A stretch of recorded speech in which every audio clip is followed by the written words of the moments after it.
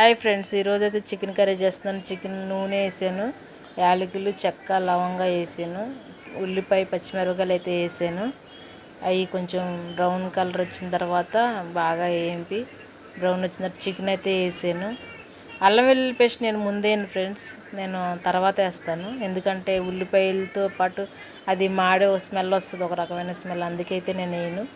తర్వాత ఉప్పు వేసాను, తర్వాత పసుపు వేసాను. అదంతా మంచిగా కలుపుకుని మూత పెట్టేసాను. మూత పెట్టేసిన తర్వాత కొంచెం మగ్గాక కొంచెం వాటర్, అది కొంచెం మగ్గిన తర్వాత నేనైతే టమాటా వేసుకున్నాను. టమాటా కూడా కొంచెం మగ్గిన తర్వాత అల్లం వెల్లుల్లి పేస్ట్ వేసాను. తర్వాత ధనియాల పొడి, కారం వేసి తిప్పి బాగా కొంచెం మసాలా అంతా దానికి ముక్కగా పట్టిన తర్వాత తిప్పి వాటర్ అయితే పోసుకున్నాను. వాటర్ పోసేసిన తర్వాత కొంచెం మళ్ళీ తిప్పుకొని గరిటతో మంచిగా తిప్పుకుని అట్లయితే వచ్చింది. తర్వాత మేమైతే తింటున్నాం. లైక్ చేయండి, షేర్ చేయండి.